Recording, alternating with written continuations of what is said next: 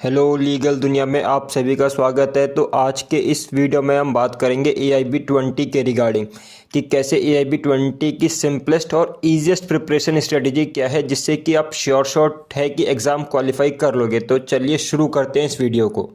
Preparation strategy जानने से पहले हमें एग्ज़ाम का स्ट्रक्चर और फॉर्मेट पता होना चाहिए जिस एग्ज़ाम को हम देने जा रहे हैं, क्योंकि अगर हमें यही नहीं पता होगा तो फिर हम प्रिपरेशन स्ट्रेटजी अपनी बनाएंगे कैसे। तो पहले एग्ज़ाम के स्ट्रक्चर की AIB के एग्ज़ाम का स्ट्रक्चर और फॉर्मेट कैसा उसको समझते हैं। तो एग्ज़ाम मोड कैसा है अपना, ऑफलाइन है, पेन एंड पेपर मोड में एग्ज़ाम होगा। 3 घंटे का एग्ज़ाम है जहाँ पे हमें 100 MCQ देखने को मिलेंगे। हर MCQ 1 मार्क्स का रहेगा, तो टोटल एग्ज़ाम रहेगा 100 मार्क्स का। कोई नेगेटिव मार्किंग नहीं है। एग्ज़ाम 11 डिफरेंट इंडियन लैंग्वेजेस में होता है और ओपन बुक एग्ज़ाम है। ये ओपन बुक एग्ज़ाम है जहाँ पे आप अपने बेरेक्ट्स लेके जा सकते हैं, बट केवल बेरेक्ट्स कौन से लेके जाने हैं, जो विदाउट नोट्स हैं, जिस पे कोई भी कमेंट्री वगैरह नहीं लिखी होगी, तो वो बेरेक्ट्स आप लेके जा सकते हैं एग्ज़ाम में। अब बात करते हैं कि इस वीडियो को बनाने के पीछे रीज़न क्या है। मैंने देखा है कई बच्चों को ऐसा लगता है कि AIB तो हम आराम से पास कर लेंगे, है ना, पासिंग केवल 100 में से 40 मार्क्स लाने हैं या 45 मार्क्स लाने हैं तो पास आराम से कर लेंगे, कोई भी ऐसा इशू नहीं है। बट मैं आपको ये बताना चाहता हूँ कि अगर हम पास परसेंटेज देखें लास्ट ईयर से एग्ज़ाम की, तो AIB 19 में 77% पास परसेंटेज था। 77% बच्चे पास हुए थे AIB 19 में, और 49% केवल पासिंग परसेंटेज था AIB 20 का। तो आप देख सकते हो कि AIB 18 में जो था केवल 49% बच्चे पास हुए थे, यानी मेजॉरिटी जनता 51% स्टूडेंट्स फेल हो गए थे, और AIB 19 में भी 23% बच्चे फेल हुए थे। और आपको ये पता होगा कि पास करने के लिए इसमें 45% मार्क्स चाहिए जनरल और OBC कैंडिडेट्स को, और 40% मार्क्स चाहिए SC ST कैंडिडेट्स को। तो यानी मार्क्स तो ज़्यादा नहीं चाहिए, केवल 40 to 45% मार्क्स ही चाहिए। उसके बावजूद आप देख सकते हो कि 23% बच्चे फिर भी AIB 19 में पास हुए, और AIB 18 सबके लिए शॉकर था जहाँ पे 51% बच्चे फेल हो गए। तो अब आप इससे अंदाज़ा लगा सकते हो कि आपको प्रिपरेशन करनी पड़ेगी।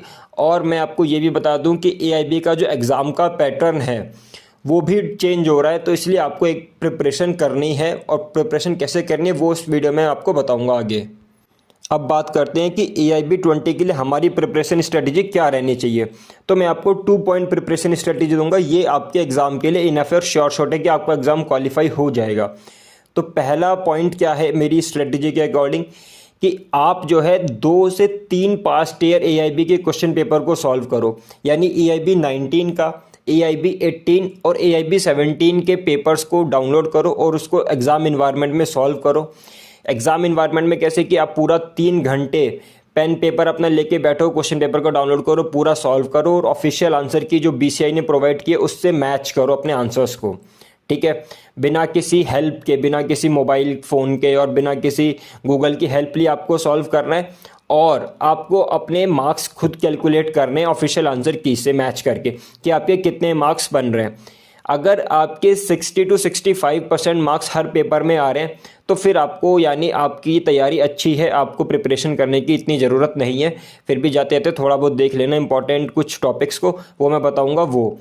बट अगर आप 60 से कम नंबर ला रहे हैं, 50-55 के अराउंड आ रहे हैं, तो इसका मतलब क्या है कि प्रिपरेशन में कहीं ना कहीं कमी है, जो आपको फिर प्रिपरेशन करनी पड़ेगी, ठीक है, प्रिपरेशन करनी पड़ेगी।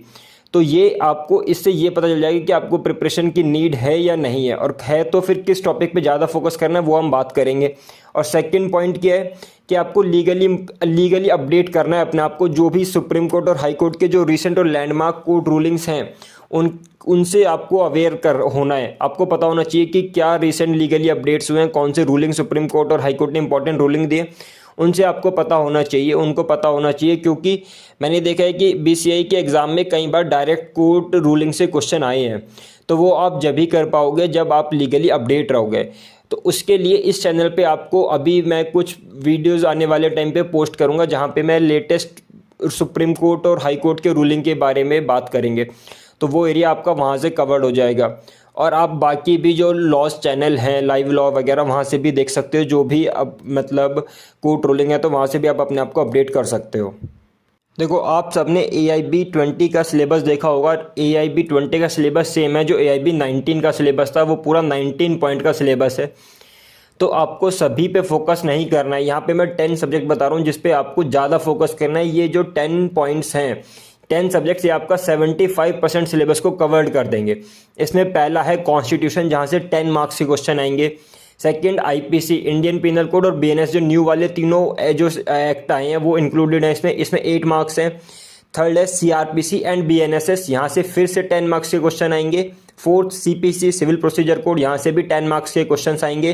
फिफ्थ जो है एविडेंस एक्ट और बीएसए, भारतीय साक्ष्य अधिनियम, यहाँ से भी 8 मार्क्स के क्वेश्चन आएंगे। 6 सब्जेक्ट जिस पर फोकस करना है डेट इज़ फैमिली लॉ, इसमें दोनों हिंदू और मुस्लिम लॉज हो गए, यहाँ से 8 मार्क्स के क्वेश्चन आएंगे। 7th भी जो एक इंपॉर्टेंट सब्जेक्ट है वो उसमें कॉन्ट्रैक्ट है, स्पेसिफिक रिलीफ एक्ट है, प्रॉपर्टी लॉज हैं जिसमें टीपीए वगैरह हो गया, ट्रांसफर ऑफ प्रॉपर्टी एक्ट और एनआई एक्ट, यहाँ से भी आपको 8 मार्क्स के क्वेश्चन देखने को मिलेंगे एग्जाम में। 8th सब्जेक्ट सिंपल है, ADR arbitration and conciliation act, यहाँ से 4 मार्क्स के क्वेश्चन यहाँ से आएंगे। 9th टॉर्ट और MV act, consumer protection laws हैं, इसमें यहाँ से 5 मार्क्स के क्वेश्चन देखने को मिलेंगे। और 10th जो मेन सब्जेक्ट है वो है प्रोफेशनल एथिक्स का, और साथ ही साथ बीसीआई रूल्स, ये आपको बीसीआई रूल्स बीसीआई की वेबसाइट से देखने को मिल जाएंगे, वहाँ से आप डाउनलोड करके पढ़ सकते हो। यहाँ से 4 मार्क्स के क्वेश्चन आएंगे। तो अगर आप इन 10 सब्जेक्ट्स को समअप करोगे तो ये बनेगा 75 मार्क्स, यानी 75 क्वेश्चन जो है आपके इन्हीं 10 सब्जेक्ट से आएंगे। तो आपको इन पे ज़्यादा फोकस करना है बजाय बाकी सब्जेक्ट्स के, ठीक है। बाकी सब्जेक्ट 9 या इसका मतलब बाकी जो 9 सब्जेक्ट्स हैं उससे बेसिकली केवल और केवल हार्डली 25 क्वेश्चन आएंगे। तो अगर आपकी कमांड इन पे ज़्यादा रहेगी तो आप आराम से AIB 20 को क्वालिफाई कर लोगे, क्योंकि हमें एग्ज़ाम में टॉप नहीं करना है, हमें सिर्फ एग्ज़ाम को क्वालिफाई करना है, ठीक है। आप 100 मार्क्स लाओ या 50 मार्क्स लाओ, दोनों में ही आपको क्वालिफाइड लिख के आएगा। तो आपको सिर्फ ये इंश्योर करना है कि आप आराम से क्लियरली पास कर लो एग्ज़ाम को, बस। तो इन 10 सब्जेक्ट्स पे फोकस रखो तो आप आराम से एग्ज़ाम को क्लियर कर लोगे बिना किसी प्रॉब्लम के, ठीक है। तो आज के वीडियो को रखते हैं यहीं तक। अगर आपका कोई भी सजेशन हो, कोई भी आपका क्वेश्चन हो इसके रिगार्डिंग, वीडियो के रिगार्डिंग, इस सिलेबस के प्रिपरेशन स्ट्रेटजी के रिगार्डिंग, कोई भी आपका अगर क्वेश्चन हो, कोई सजेशन हो, तो आप यहाँ पे अपना कमेंट कर सकते हो यहाँ पे इस वीडियो में। और अगर वीडियो अच्छा लगा हो तो वीडियो को लाइक करना और चैनल को सब्सक्राइब करना मत भूलना, और वीडियो को शेयर भी करना। मिलते हैं नेक्स्ट वीडियो में। Thank you.